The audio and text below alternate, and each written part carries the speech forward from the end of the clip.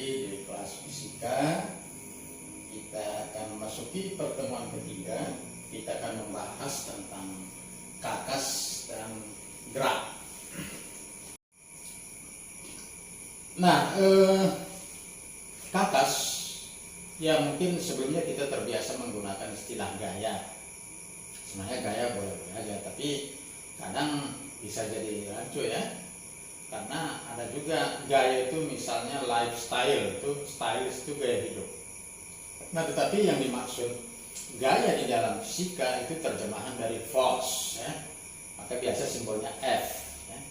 Nah, jadi kalau kita masuk gaya yang di dalam fisika ini adalah terjemahan dari force.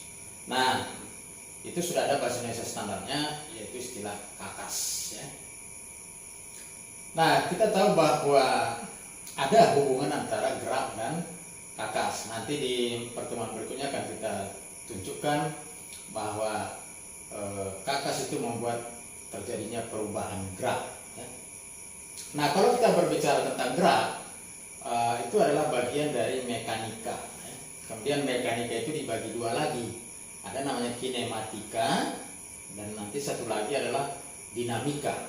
Nah, kalau kita berbicara kinematika, kita hanya menangani tentang deskripsi bagaimana benda-benda bergerak. Kita belum membahas apa sih yang menyebabkan terjadinya perubahan gerak itu sendiri.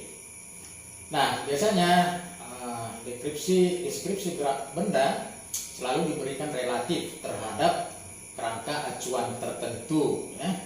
Nanti kalau kita berbicara acuan ya, artinya kalau di dalam grafik misalnya ya, ini seperti ini koordinat kartesius ya. Nah, ini adalah titik acuan ya, titik 0,0 ini semua dihitung dari sini ya. Ya. Jadi kalau kita menyatakan jarak 5 km misalnya ya, mungkin kita harus tentukan dari mana ya, hitung dari mana ya. Nah, yang kalau kita berbicara kinematika, yang pertama tentu kita harus pahami dulu perpindahan. Perpindahan sebuah benda adalah perubahan posisi benda tersebut ya. Kemudian kelajuan atau speed adalah jarak yang ditempuh dibagi waktu. Nah, jadi di sini kelajuan dan kecepatan itu berbeda ya. Bahasa Inggris kelajuan itu speed, sementara untuk kecepatan lah itu velocity.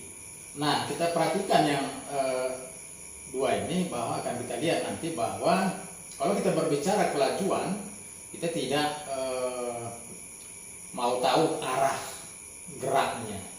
Jadi dari kata speed muncul speedometer. Jadi kalau Anda fokus melihat speedometer, nggak melihat keluar, maka ya informasi yang Anda tahu hanyalah besar kecepatan itu ya. Jadi kalau misalnya katakanlah sebuah kendaraan melaju ke utara dengan kita lihat di speedometernya menunjuk misalnya 60 km per jam ya misalnya ya ini. Nah, jadi kalau ditanya berapa speednya ya 60 km per jam. Tapi kalau ditanya berapa kecepatannya, kalau kecepatan ya tetap juga 60 km per jam ya. Tetap juga, tapi harus dilengkapi dengan arahnya ya.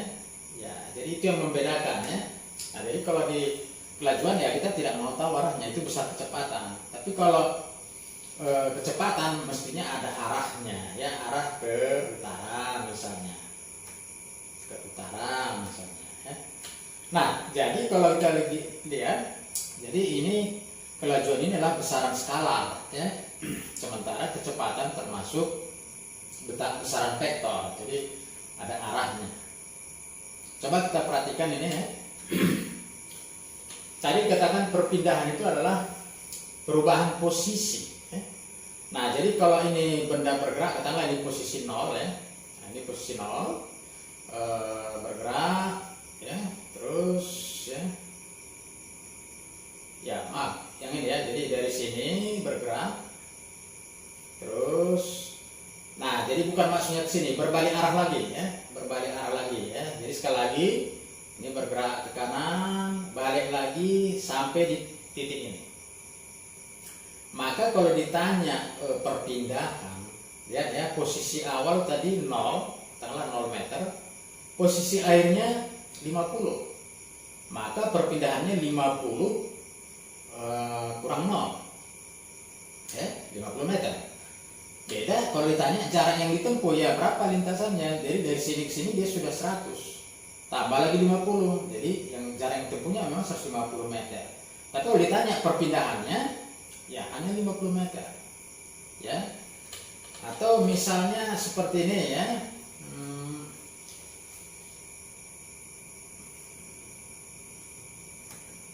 Ini misalnya perpindahannya ya. Katakanlah seperti ini. Ya, ini garis lurus ya.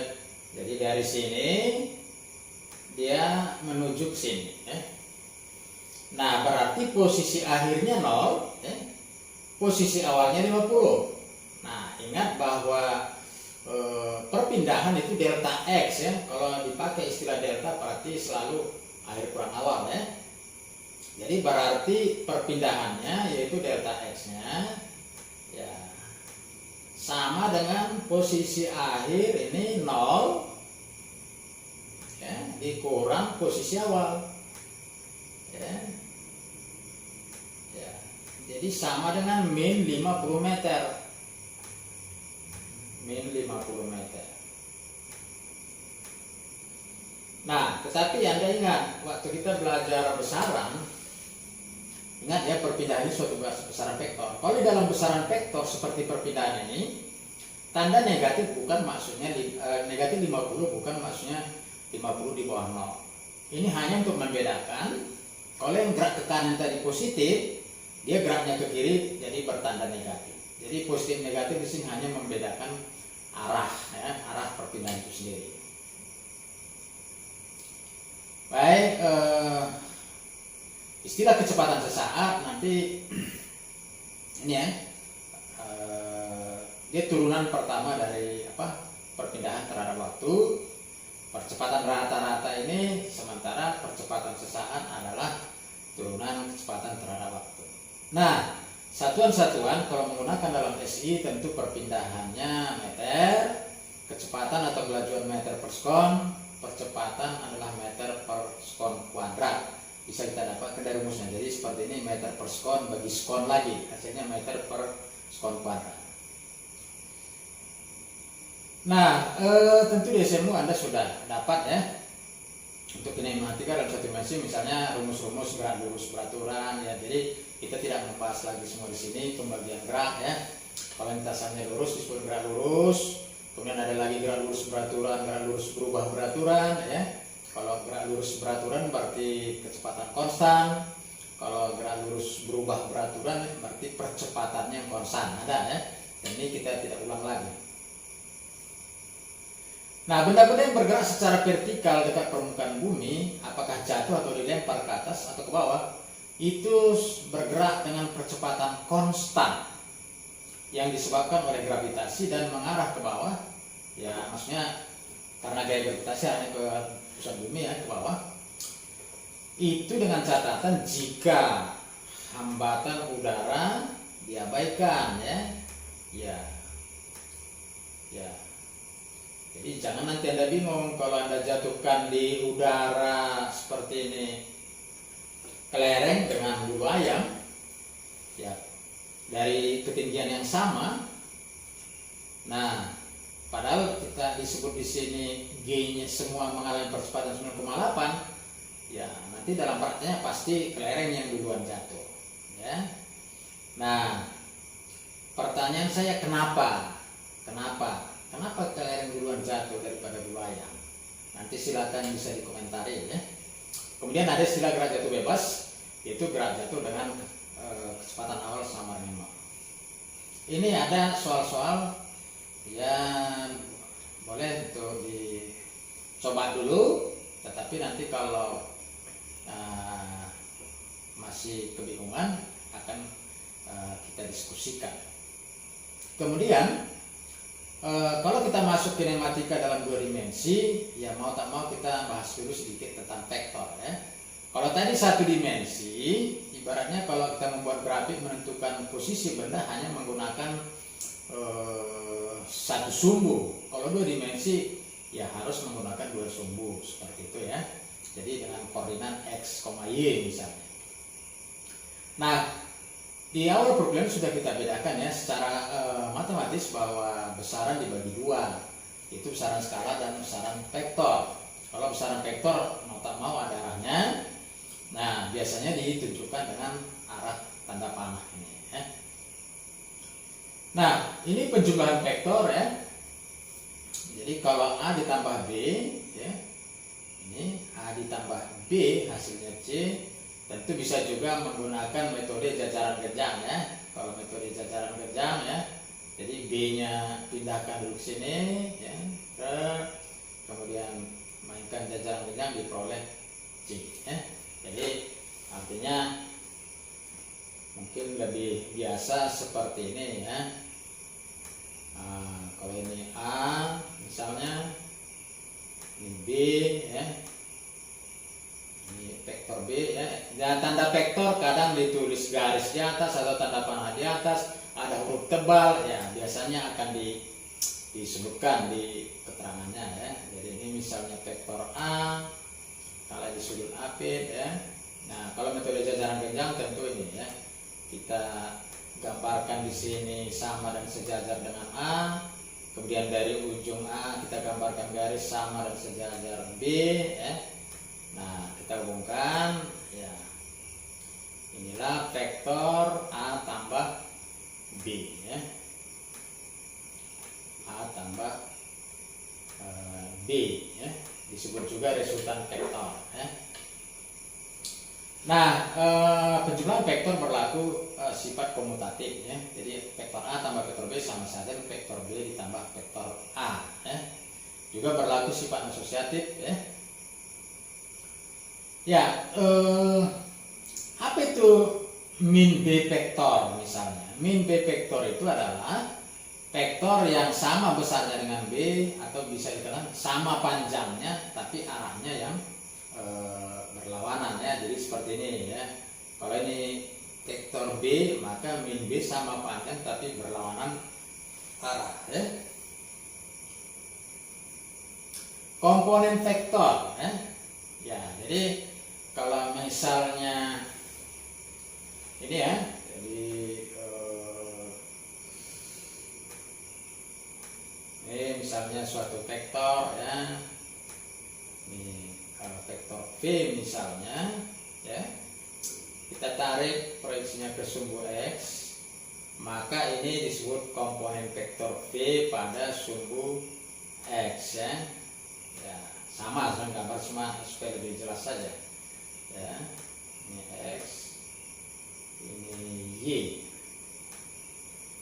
Nah, ini tak proyeksikan, maka ini adalah vektor ya, komponen vektor P pada sumbu Y.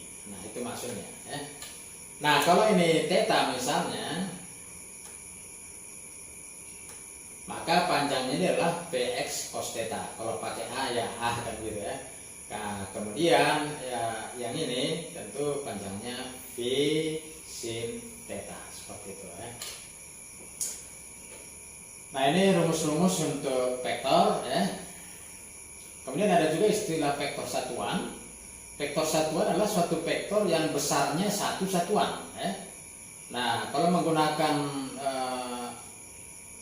koordinat ini 3 dimensi, nah maka pada sumbu X vektor satuannya dibuat simbol I, pada sumbu Y simbol J, pada sumbu Z simbol K ya. Nah, kita dapat menulis vektor A sama dengan AXI tambah AYJ ya.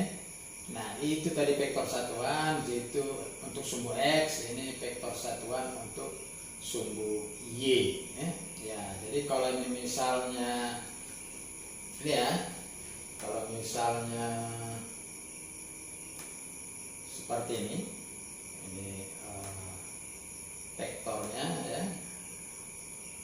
misalnya katakanlah di sini 3, kemudian di sini 4, kita bisa menulis vektor V ini sama dengan 3i, ya, 3i ditambah 4j, ya. Ini j nya adalah vektor satuan pada sumbu y. Ya, dan selanjutnya boleh dibaca. Kemudian perkalian vektor. Nah, perkalian vektor ini ada 2 bagian, ya. 2 bagian. Penulisannya juga berbeda. Ini adalah perkalian skalar, ya. Jadi A dot B hasilnya AB cos V, kalau ini V, ya. Dan ini hasilnya adalah besaran skalar, nggak ada lagi tanda vektornya, ya. Nah, kalau di berikutnya nanti kerja itu adalah perkalian titik, kakas, dan perpindahan. Jadi ada, ya. Nah, jadi perkalian titik antara 2 vektor hasilnya skalar. Dan seterusnya. Kemudian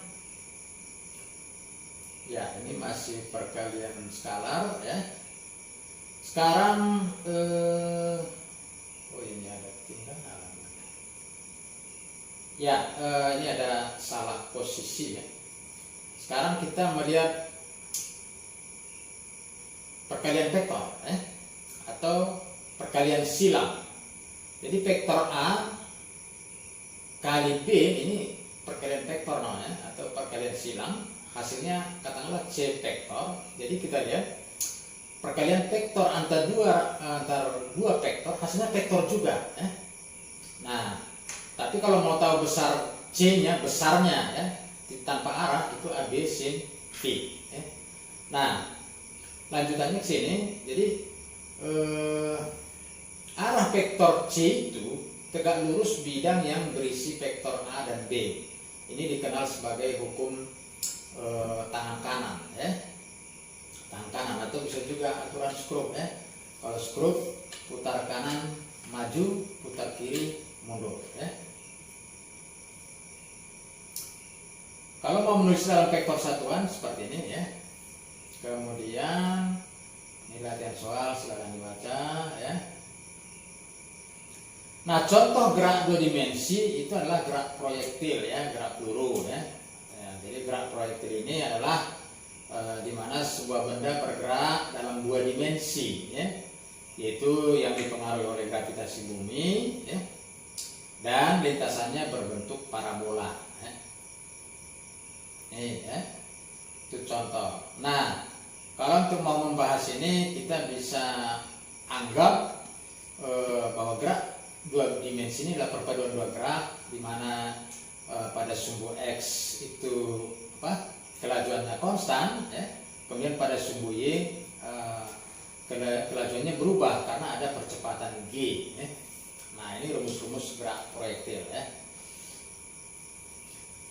Baik, sampai sekian untuk materi kita, dan kembali saya ingatkan jika ada hal yang kurang dipahami silakan dipertanyakan dan akan kita bahas. Sekian, sampai bertemu di pertemuan